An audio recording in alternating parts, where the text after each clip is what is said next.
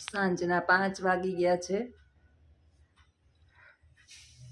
દ્વારકાધીશના દર્શન કરી લઈએ. આખો દી હાહુ વહુ ઘરની અંદર છે ને અમારે કૃષ્ણ રાધાની ફોટો રાખી છે.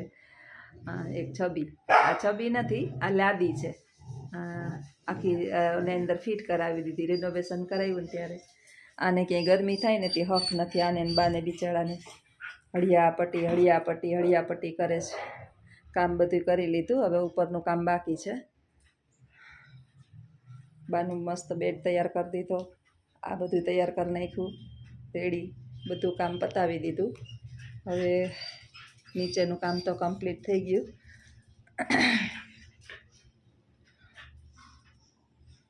બા કેમ બેઠા? પગ ઉપર પગ રાખી અને બેઠા. જીભ બાયણે નીકળી ગઈ, એવી ગરમી અમને હાહુ ને બેયને થાય.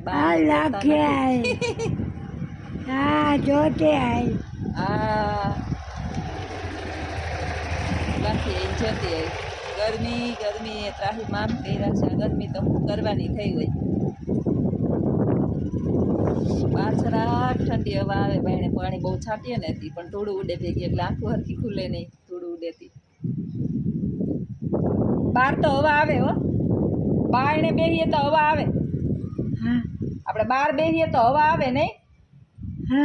હા, પવન આવે, પવન. હા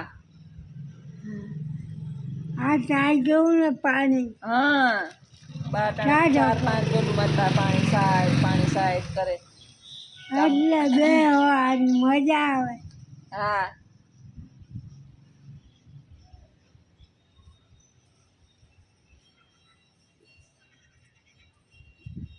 બહુ ગરમી થાય છે હમણાં, બહુ ગરમી થાય. હા, નાના બાળકોનું આપણા ગુજરાત આરોગ્ય ખાતાએ તો એલર્ટ કરી દીધું છે. નાના છોકરાઓનું ને ધ્યાન રાખવાનું, વૃદ્ધોનું. ખુલ્લા પગે નહીં નીકળવાનું, તડકામાં નહીં નીકળવાનું, ઠંડુ વારંવાર પ્રવાહી પીધે રાખવાનું. બાને અમે આખો દિવસ છે ને દહીંનું ઘોરવું ને લીંબુ શરબત, પછી શેરડીનો રસ 1-2 ગ્લાસ આખા દિવસની અંદર. અહીંથી નીકળે તો ભલે, નહીં ત્યારે અમે માર્કેટે તમે આવતી હોય ને તો લેતી આવીએ. એટલે આખો દિવસ એ બાને એકને નહીં, અમે પીએ બધાય. કારણ કે અત્યારે બહુ ધ્યાન રાખવું પડે. દવાખાનામાં નાખવા પછી પૈસા. હા, ગલઢાને બાળકો સરખા હોય. હા, 100 વર્ષે તો પછી બહુ ધ્યાન રાખવું પડે. આપણે જીભ બાયણે નીકળી જાય, હાહો હાય થઈ જાય, જરી કામ કરી લઈએ ને તો એવી ગરમીમાં શ્વાસોશ્વાસ વધી જાય. સીતારામ.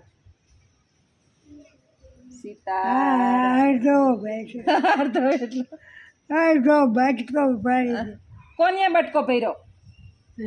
તમે એમાં ભરી લીધો તો?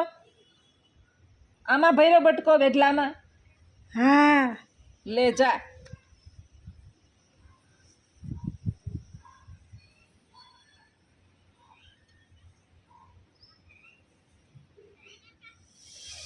હા, રેવાતું નથી, એવી ગરમી થાય છે ભગવાન.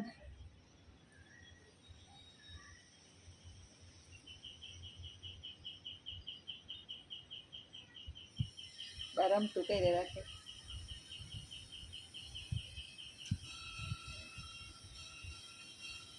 સીતારામ, સીતારામ, સીતારામ, સીતારામ, સીતારામ, સીતારામ, સીતારામ, સીતારામ.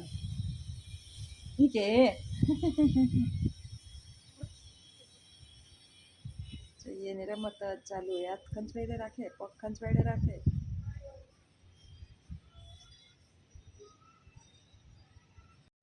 સીતારામ.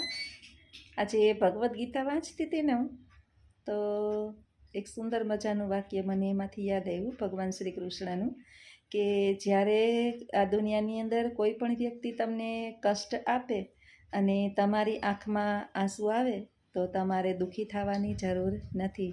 ભગવાન શ્રી કૃષ્ણ કહે છે કે હે માનવ સાંભળ, જે પણ વ્યક્તિ તને કષ્ટ આપી અને તારી આંખમાં આંસુ અવડાવે છે, તને વારંવાર રોવડાવે છે, તો ચોક્કસ એને પણ એનાથી બમણું કષ્ટ મળવાનું છે. અને જો તું ભાગ્યશાળી હશે ને તો તું તારી આંખે એને રડતો જોઈશ. એટલે આ જગતની અંદર કોઈ પણ લાચાર, કમજોર અથવા તો જરૂરિયાતમંદ વ્યક્તિ હોય, આપણી નીચે હાજી નાજી કરતું હોય, એની મજબૂરી હોય અને આપણી નીચે કામ કરતું હોય અથવા તો આપણા પરિવાર સાથે જોડાયેલું હોય, તો ક્યારેય પણ ભૂલથી આવા વ્યક્તિની આંખમાં આપણે કારણે આંસુ આવે એવી કોઈ પણ પ્રક્રિયા કરવી જોઈએ નહીં. કારણ કે બેંકની અંદર આપણે પૈસા મૂકીએ તો બેંકવાળા પણ આપણને વ્યાજ આપે છે. આ પૃથ્વી પરનો નિયમ છે. તો આપણે જે પણ કાર્ય કરીએ એ કાર્યનું પણ આપણે વ્યાજ સહિત પાછું મળે જ છે. એટલે ક્યારેય કોઈની આંખમાં આંસુ આપણા કારણે ના આવે એની આપણે ખાસ કાળજી લઈએ. મિત્રો, જ્યારે આપણે નાસીપાસ થઈએ, દુઃખી થઈએ, લાચાર થઈએ કે સાલું દુનિયાની અંદર બધા મને જ હેરાન કરે છે, મને જ કહે છે, મારી ઉપર જ આવું થાય છે, ત્યારે નિરાશ ના થવું.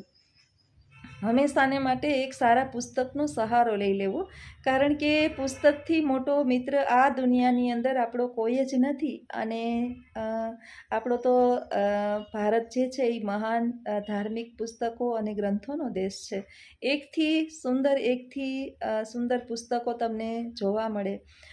પહેલાં એવું હતું કે સંસ્કૃતની અંદર બધા પુસ્તકો હતા. હવે તો બધા પુસ્તકો અનુવાદિત થઈને મળે છે, આપણી ગુજરાતી ભાષાની અંદર મળે છે. 18 પુરાણો છે, ભગવદ્ ગીતા છે, રામાયણ છે, મહાભારત છે.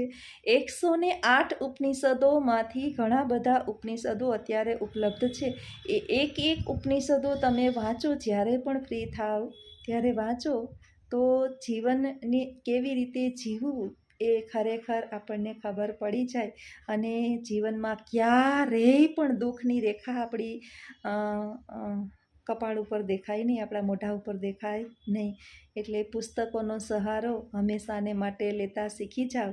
એટલે જીવનની અંદર કદાચ આખી દુનિયા તમને તરછોડી દે છતાં પણ તમને ક્યારેય એકાંતનો અનુભવ થશે નહીં. આવજો. સીતારામ. શું છે?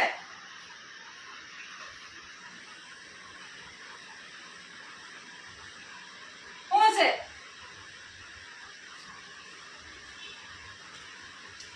સાફ કરવું. આ ટેટી છે. મને ખબર નથી, આ ટેટી છે. સાકર ટેટી. ઓલું છે. શું છે? હે?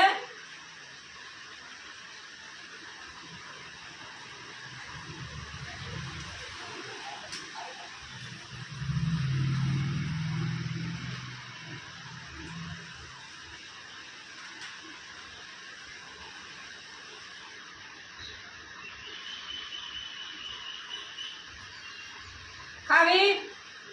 આ ખાવી?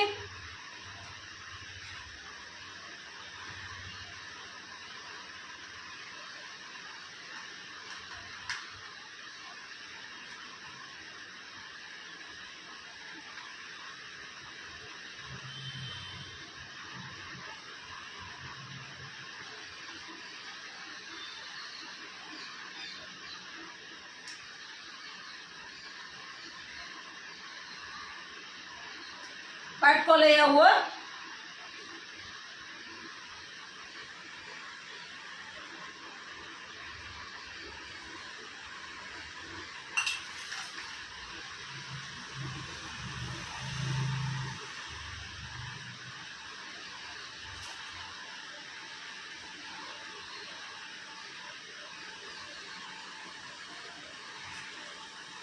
પાટેટી ખાય.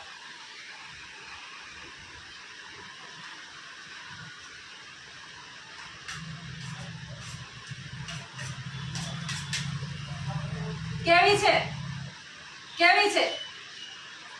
મીઠું. મીઠી છે? આ ટેટી 50 કિલો, 1.5 કિલો. પણ મીઠી છે એટલે લીધી, નહીં તો આ ટેટી ભાવે નહીં. નામ હાકર ટેટી છે પણ એટલી બધી મીઠી નથી આવતી. આ મીઠી છે.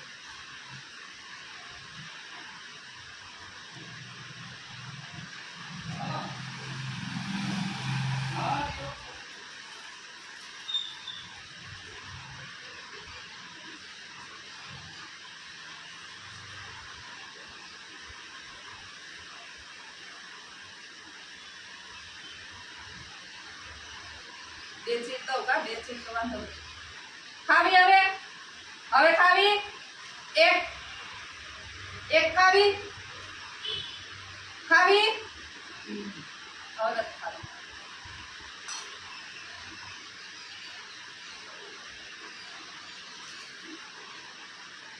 ખાવી હોય તો આપું એક.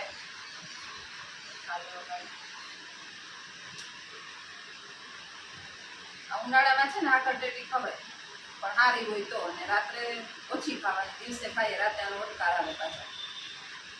બાની એક જ છે એક દિવસ.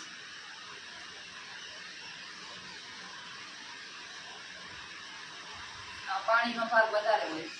આ તરબૂચ ઉનાળાના બધા ફ્રૂટ છે. અનાજ કરતા ફ્રૂટ વધારે ખાઈએ તો સારું ઉનાળામાં.